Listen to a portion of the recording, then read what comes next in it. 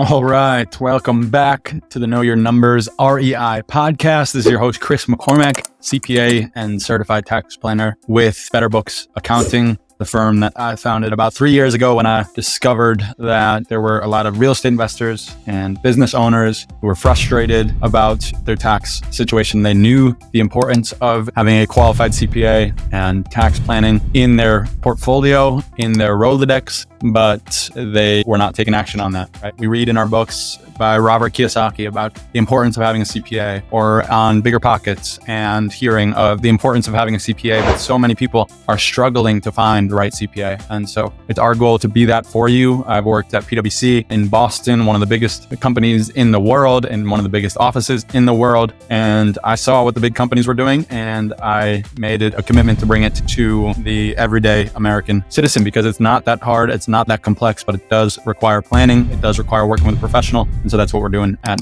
Better Books. Today's episode is going to be about entity structure and some of the things that you should be aware of when it comes to entity structure, entity status as a business owner, but specifically as a real estate investor. Our goal is to equip real estate investors with confidence in their decisions. And we know that many real estate investors lack confidence, or they're making decisions without the right information. And so we are looking to reverse that through education and information. So before we get into it, if you get any sort of value out of this, we would be so grateful for you to leave us with a rating and review of 5 stars, or sharing it with a friend. And if you have not yet subscribed to our YouTube platform, go ahead and check us out. We're posting daily on our YouTube page with video content and information and education that can help you in this journey to confidence. So with all that in mind, we're going to be tackling the idea of LLCs and what the right way to set up your LLC is when you're getting started. This deals specifically with people who are in partnerships, and more specifically partnerships with their significant other, right? We know that many real estate investors get into this with their spouse, which is awesome. I am fully supportive of husband and wife business owners. I am one myself. My wife and I are running this business together. And as we welcome a child into this world, I can only imagine what is going to come when we have little ones running around, and how they're going to play into the success of this business. But the point being, I, again, fully support husband and wife business owners, but I also know that there is a lack of advice or just bad advice out there about what you need to do from a business structure perspective, whether you need to be an LLC or an S corporation, a C corporation, a partnership. There's so many options out there.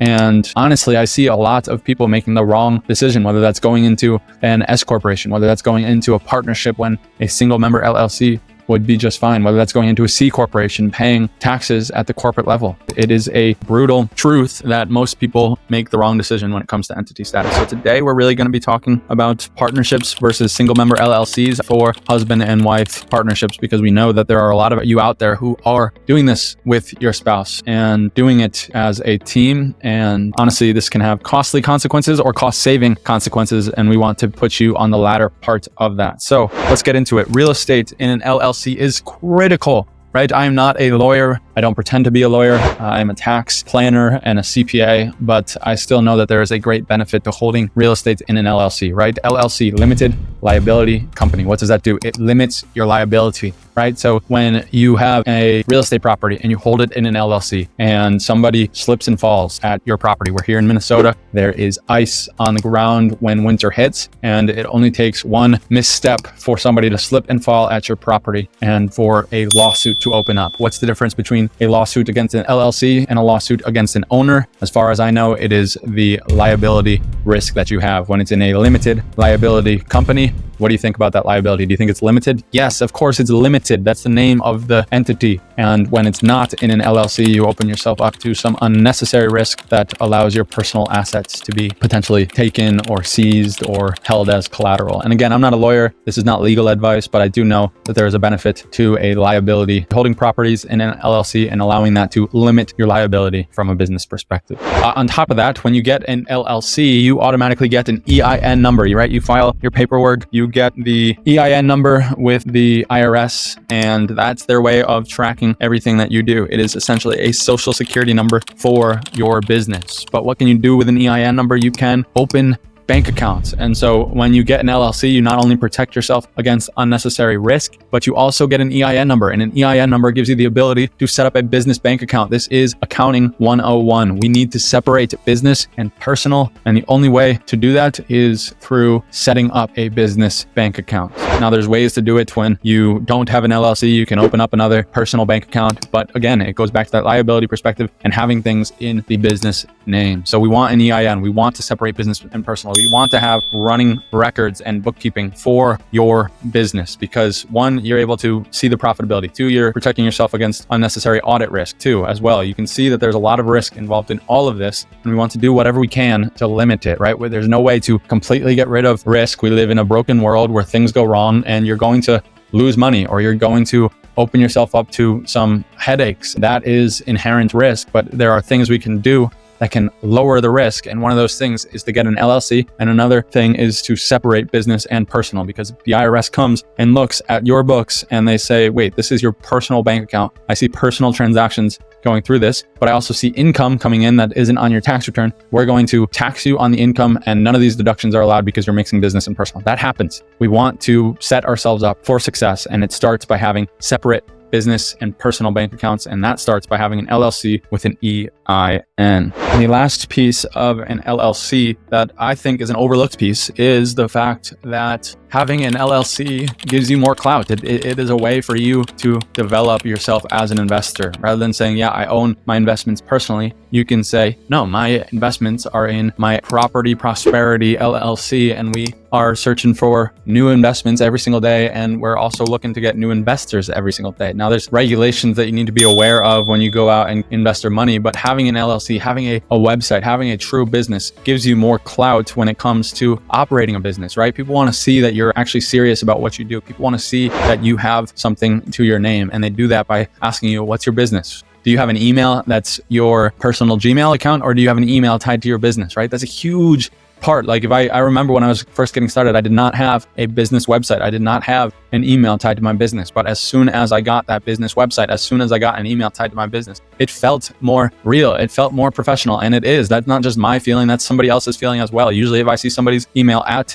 AOL.com, at gmail.com, at yahoo.com, it tells me that there's something that they need to, one, set up a business and set it up properly, and two, start to advertise and market. And again, these are tax deductible expenses that you can have as a business owner when you have an LLC, when you have an EIN, and when you start making money. So we know that we want an LLC to limit liability. We know that we want an LLC to get an EIN, separate business and personal. We know that when you have an LLC, it changes something. It changes your mindset. You're no longer just somebody looking for properties on the side. You're a business owner. And we need to run this as a business. Yes, on the accounting side, and setting up business bank accounts and setting up business statements, financial statements, profit and loss, balance sheet, cash flow statement. But we also need to run it as a business and tell everyone we know and start advertising and looking at properties and acquiring properties and selling properties and leasing properties. We need to do all of that. And we do it by changing our mind to, now I have an LLC. Now I'm a business owner. Let's go out and make some deals. Okay. So there's a benefit to an LLC. But now the question is, as a husband and wife business owner, do I create it so it's a single member LLC or a partnership, right? And this is where people get wrong because we're husband and wife. And I know that there's something about having each of you have a specifically stated ownership in your business. But this is also under the assumption that you guys are going to fight tooth and nail to remain together, right? Because a lot of the reason that people want to get their ownership percentage and make sure that they're on the business documents, and regardless of the amount of transactions, if you have the same amount of properties with the same amount of financial records and one has a partnership and the other is just on the personal,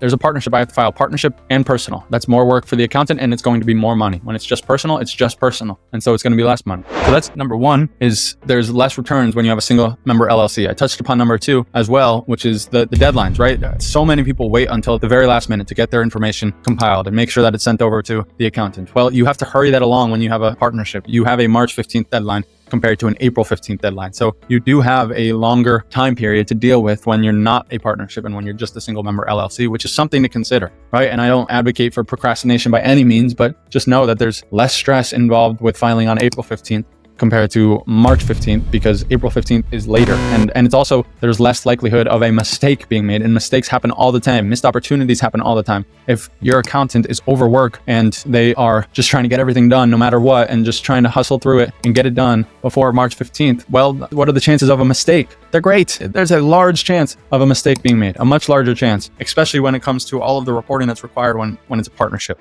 So the point of this is to, one, give you an idea of the necessity of an LLC, but then two, give you some clarity as to whether you should be a partnership or a single member LLC. And when it comes to single member LLCs, you have one return, you have a longer or later tax deadline, and they're less expensive. A personal return is going to be less expensive than a business return, than a partnership return. And they have the same tax treatment, right? You're not taxed at the partnership level, you're taxed at the personal level when you have a partnership. So a partnership won't offer any form of tax benefits. It largely just offers more headaches. And so barring any unique circumstances, if there's a husband and wife partnership, which I know there's a lot out there, and I love it. Again, I'm in business with my wife. I think it's one of the best things you can possibly do. It brings the family into it, and you're more considerate of the impact that things have on your family than you would be if it's just you and a business partner or you by yourself. I do believe in that. So now the question is, how should we set up our entities? And more often than not, a single member LLC will do, because you guys are one in the eyes of the law. You guys are one. You're taxed together. Your income is her income. Her income is your income. And so we need to consider these when we think about what entity structure is best. Now, this doesn't get into corporate tax, C Corp, S Corp. We've done previous episodes on that. If you're looking for that, please go ahead and just search entity structure wherever you get podcasts. And there's a whole host of educational resources on our podcast or YouTube channel. But it does cover the need for an LLC. Again, we need it to limit our liability, to have separate business and personal accounts, and to just give us more confidence and motivation and inspiration in this endeavor. You can get beat up a lot, and we want to limit that as much as we do the overpayments on tax. So I trust this was helpful. I wish you nothing but the best. Until next time, if you have any questions, reach out to me on Facebook and Instagram or LinkedIn. Join our Facebook group. We'd love to see you there. We're posting regularly on Facebook and YouTube and Instagram. And if you haven't yet subscribed, hit that subscribe button, whether you're on YouTube, Spotify, Apple Podcasts, and give us a 5-star rating and review. God bless you, and keep moving forward.